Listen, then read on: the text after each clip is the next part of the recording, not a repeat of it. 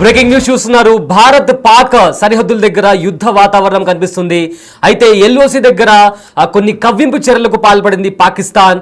రైఫిళ్లతో small guns తో కూడా firing start చేసింది. అయితే పాకిస్తాన్ చేసిన ఈ కవ్వింపు చర్యలకు ఇండియన్ ఆర్మీ కూడా ధీటుగా స్పందించింది. ఇదే నేపథ్యంలో పాక్ పోస్టుల వైపు నుంచి రైఫిళ్లతో కాల్పు జరిగినట్లు కూడా భారత సైన్యం చెప్తుంది. స్మాల్ ఆర్మ్ ఫైరింగ్ జరిగిందని భారత ఆర్మీ తెలిపింది.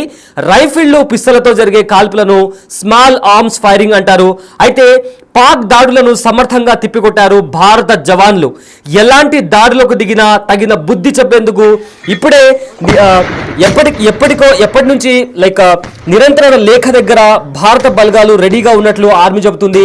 ఎలాంటి కవ్వింపు చర్యలకు పాల్పడినా, ఎలాంటి అటాక్స్ చేసినా కూడా వెంటనే రిటాలియేట్ చేసేలాగా ఇండియన్ ఆర్మీ ఎప్పటికప్పుడు సిద్ధంగా ఉంటుందని కూడా ఇండియన్ ఆర్మీ తెలుపుతుంది. అదేవిధంగా మరోవైపు ఉగ్రవాదుల కోసం భద్రతా బలగాలు జల్లెడ పడుతున్నాయి. అడవులు, గుట్టలు, జనవాసాలు, సరిహద్దు ప్రాంతాల్లో కూడా ఇలా ఇంచు బై ఇంచ్ ఎక్కడా కూడా వదలకుండా ఉగ్రవాదులను పట్టుకునేందుకు భారత ఆర్మీ జల్లెడపడుతుంది. అదేవిధంగా పహల్గాంలో దాక్కున్న ఎవరైతే టెర్రరిస్టులు ఉన్నారో ఉగ్రవాదుల మూలాలను సేకరించే పనిలో కూడా ఇండియన్ ఆర్మీ చాలా డీప్ గా ఇన్వెస్టిగేషన్ చేస్తుంది.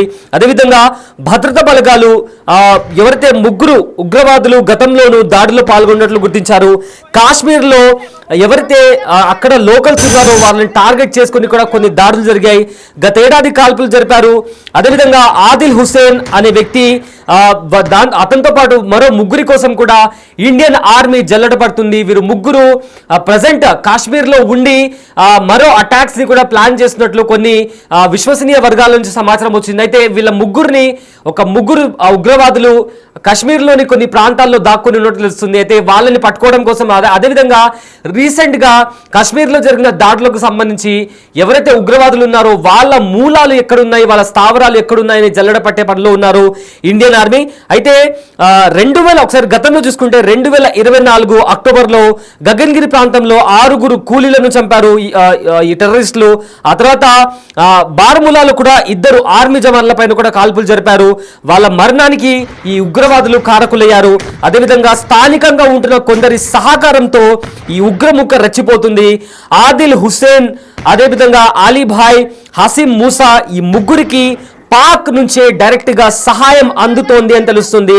అయితే ఈ ముగ్గురులో అలీభాయ్, మూసాలు పాక్ జాతీయులే, అంటే పాకిస్తాన్ సిటిజన్స్. వీళ్ళు అక్రమంగా ఇల్లీగల్ గా ఇండియాలోకి చొరబడి ఇక్కడ విధ్వంసం సృష్టిస్తున్నారు అని జమ్మూ కాశ్మీర్ పోలీసులు కూడా చెప్తున్నారు.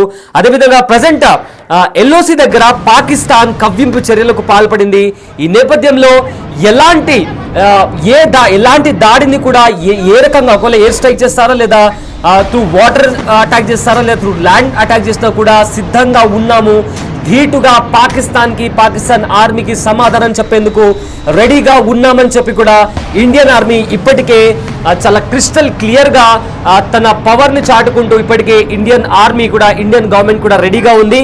అయితే రీసెంట్ గా జరిగిన అటాక్స్ సంబంధించి యుద్ధ విమానాలను కూడా సిద్ధంగా ఉంచింది భారత్. ఎప్పుడు ఏం జరుగుతుందో అనే ఒక యుద్ధ వాతావరణం కనిపిస్తుంది.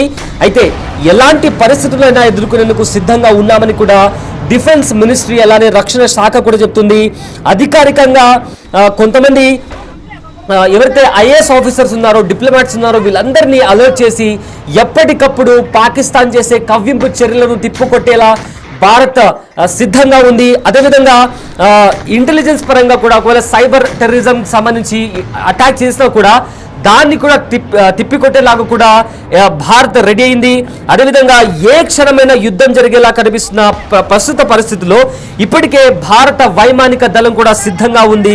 యుద్ధ స్థావరాల వైపు ఇప్పటికే ఆ వెహికల్స్ ని కూడా ఏవైతే యుద్ధ విమానాలు ఉన్నాయో యుద్ధ స్థావరాల దగ్గర ఇప్పటికే పంపించినట్లు కూడా అధికారులు చెప్తున్నారు. సర్జికల్ స్ట్రైక్ తరహాలో దాడులు జరిగే అవకాశం కనిపిస్తుంది. ఎలాంటి దాడులు జరిగినా కూడా సిద్ధంగా ఉన్నాం. రఫేల్తో పాటు ఇతర యుద్ధ విమానాలతో సిద్ధంగా ఉన్నాం. పాక్ కవ్వింపు చర్యలను తిప్పికొట్టే ప్రయత్నంగా ఒకవేళ పాక్ యుద్ధానికి దిగితే పాకిస్తాన్ నామనూమాలు లేకుండా చేస్తామని చెప్పి కూడా ఇప్పటికే చాలా స్ట్రాంగ్ గా ఇండియన్ ఆర్మీ, ఇండియన్ గవర్నమెంట్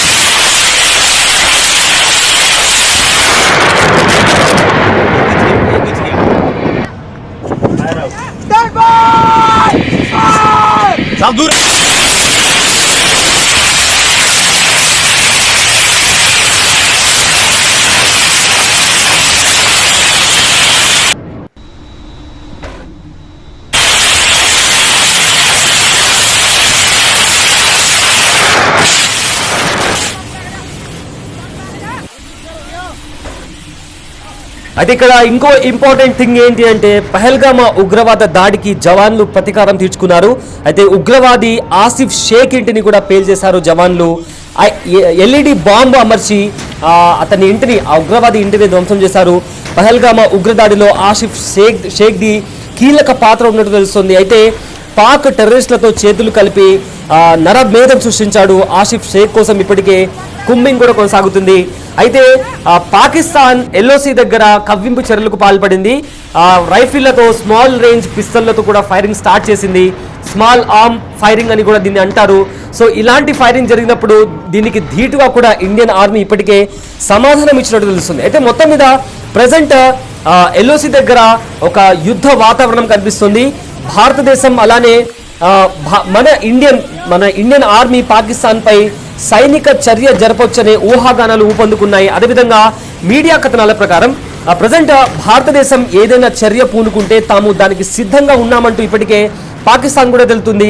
అటువంటి పరిస్థితుల్లో యుద్ధం లేదా దాడి జరిగినప్పుడు ఏ దేశం ఎక్కువ శక్తివంతమైందో తెలుసుకోవడం చాలా ముఖ్యం. అయితే ఈ విషయంలో గ్లోబల్ ఫైర్ పవర్ 2025 నివేదిక ప్రకారం 145 దేశాల సైనిక శక్తి జాబితాలో భారతదేశం 4వ స్థానంలో ఉండగా పాకిస్తాన్ 12వ స్థానంలో ఉంది. సో ఇక్కడ చాలా క్రిస్టల్ క్లియర్గా మనం అర్థం చేసుకోవచ్చు ఎవరు ఎంత పవర్ఫుల్ అనేది. సో మరొకసారి ఆ విషయాన్ని గుర్తు చేస్తాను. ఒకవేళ ఏదైనా దాడి జరిగినా, యుద్ధం జరిగినా గ్లోబల్ ఫైర్ పవర్ 2025 నివేదిక ప్రకారం 145 దేశాల సైనిక శక్తి జాబితాలో భారతదేశం 4వ స్థానంలో ఉంది. అదేవిధంగా పాకిస్తాన్ చూస్తే 12వ స్థానంలో ఉంది. అంటే దగ్గర కూడా ఇండియన్ ఆర్మీకి ఉన్న పవర్తో అట్లీస్ట్ పోల్చుకోలేనంత దూరంగా 12వ స్థానంలో పాకిస్తాన్ ఆర్మీ ఉంది. అదేవిధంగా రీసెంట్గా జమ్మూ కాశ్మీర్లోని పహల్గామ్లో జరిగిన ఉగ్రదాడి తర్వాత భారతదేశం పాకిస్తాన్ మధ్య ఏదైతే సంబంధాలు ఉన్నాయో అవి మరింత దిగజారాయి. ఎందుకంటే ఉగ్రదాడి జరిగిన వెంటనే భారతదేశం అనేక సంచలనమైన నిర్ణయాలు తీసుకుంది. వాటిలో ముఖ్యమైనది 1960 నాటి సింధు జల ఒప్పందాన్ని కూడా ఇండియా రద్దు చేసుకుంది. దీంతో పాటు భారతదేశంలోని పాకిస్తాన్ హైకమిషన్లో ఉన్న అధికారులు 48 గంటల లోపు తమ దేశానికి తిరిగి వెళ్ళిపోవాలని కూడా గైడ్ లైన్స్ ఇష్యూ చేసింది. అదేవిధంగా వీటన్నిటి మధ్య భారతదేశం పాకిస్తాన్ పై సైనిక చర్య జరపొచ్చనే ఊహాగానాలు కూడా ఊపందుకున్నాయి. కొన్ని మీడియా కథనాల ప్రకారం ఒకవేళ భారతదేశం ఏదైనా చర్య పూనుకుంటే తాము దానికి కూడా సిద్ధంగా ఉన్నామంటూ కూడా పాకిస్తాన్ చెప్తుంది. ఒకవేళ అలాంటి పరిస్థితి నెలకొంటే లేదా యుద్ధం జరిగినా, ఏదైనా దాడి జరిగినా కూడా ఏ దేశం ఎక్కువ శక్తివంతమైందో తెలుసుకోవడం చాలా ముఖ్యం.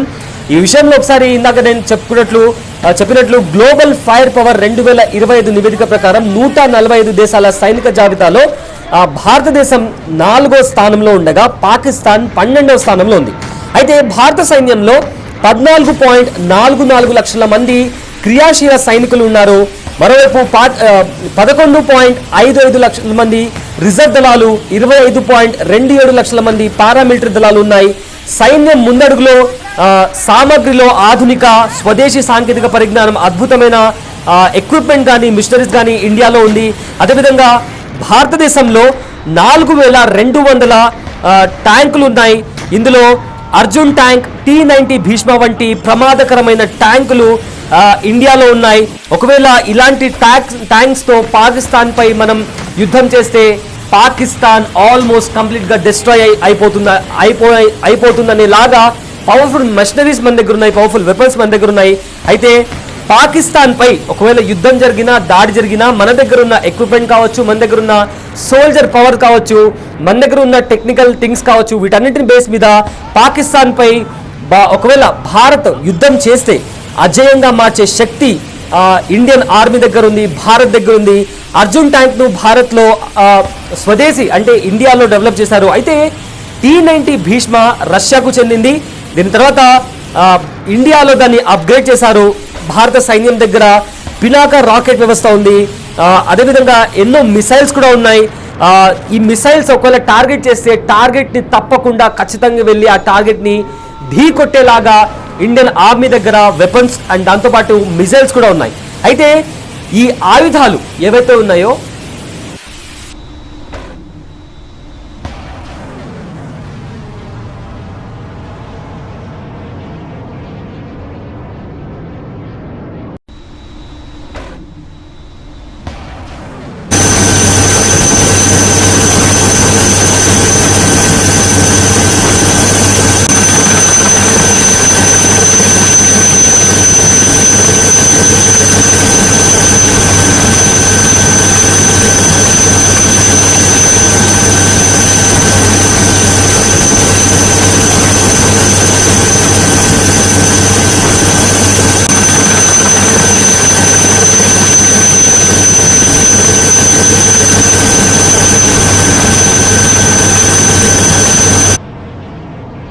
అయితే కాశ్మీర్లో జరిగిన ఉగ్ర దాడికి ఇప్పటికే భారత్ పాక్ మధ్య కొన్ని యుద్ధ వాతావరణం కనిపిస్తుంది.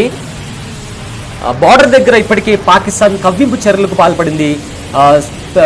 కొన్ని రైఫిల్స్తో అదేవిధంగా స్మాల్ రేంజ్ పిస్తల్స్తో కూడా ఫైరింగ్ జరిపింది. దీనికి ధీటుగా ఇండియన్ ఆర్మీ కూడా ధీటుగా సమాధానం ఇచ్చింది. అయితే ఇందాక మనం ఎవరి బలాలు ఏంటి అనే దాని గురించి మాట్లాడుకుంటున్నాము. సో ఈ పరంగా చూసుకుంటే ఇండియన్ ఆర్మీ దగ్గర ఉన్న వెపన్స్ కావచ్చు, మిసైల్స్ కావచ్చు, ట్యాంక్స్ కావచ్చు, లేదా వైమానిక దళాల్లో ఉన్న క్రాఫ్ట్లు కావచ్చు, ఇవన్నీ ఏవైతే ఉన్నాయో ఒకవేళ యుద్ధం జరిగితే పాకిస్తాన్ అడ్రస్ లేకుండా పోతుందని చెప్పుకోవచ్చు. అలాంటి అప్గ్రేడెడ్ వెపన్స్తో ఇండియన్ ఆర్మీ ఫుల్లీ పవర్డ్గా ఉంది. అయితే ఒకసారి పాకిస్తాన్ సైన్యం గురించి మాట్లాడుకోవాలంటే పాకిస్తాన్ దగ్గర 6.54 మంది క్రియాశీల సైనికులు ఉన్నారు.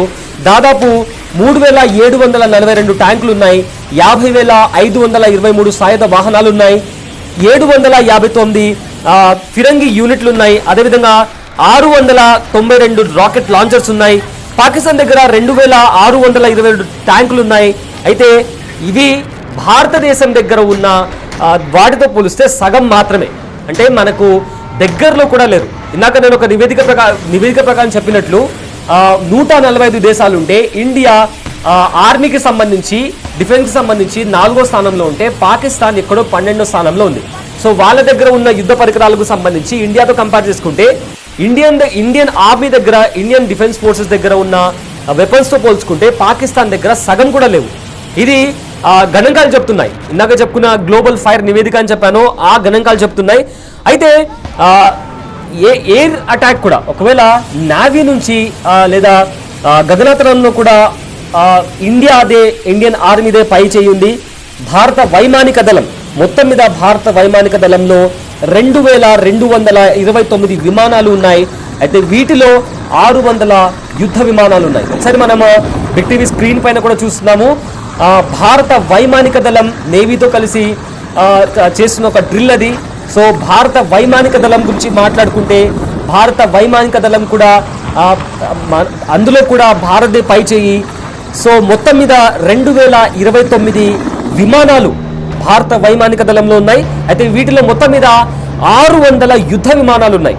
వాటిలో 831 సహాయక విమానాలు, అదేవిధంగా 899 హెలికాప్టర్లు, 50కి పైగా యుఏవీలు ఉన్నాయి. దీంతోపాటు భారతదేశం అత్యంత ఆధునిక యుద్ధ విమానాలు కలిగి ఉంది. ఇందులో రఫేల్ ఫైటర్ జెట్ ఉంది.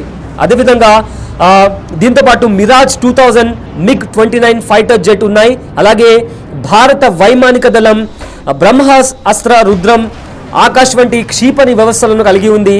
ఒకసారి పాకిస్తాన్ చూస్తే పాకిస్తాన్ దగ్గర 1399 విమానాలు ఉన్నాయి. వాటిలో 328 ఫైటర్ జెట్లు ఉన్నాయి. 64 రవాణా విమానాలు, 565 శిక్షణ విమానాలు, 373 హెలికాప్టర్లు ఉన్నాయి. దీనికి ఒకవేళ దాడి జరిగితే ఏ విధంగా కూడా తిప్పికొట్టలేని పరిస్థితి పాకిస్తాన్ దగ్గర ఉంది ప్రజెంట్. అలాంటి సిచ్యువేషన్లో ఇండియా వైపు కాల్పులు జరగడం అనేది నిజంగా హాస్యాస్పదం అని చెప్పాలి.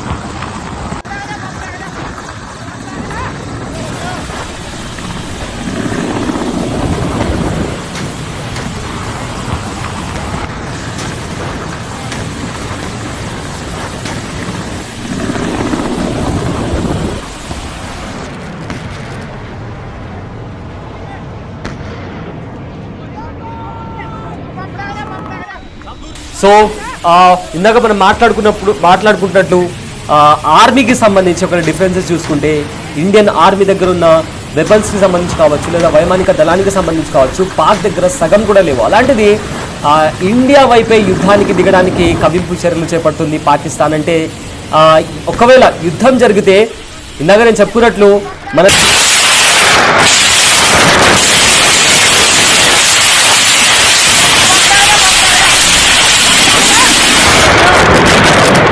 Saldura!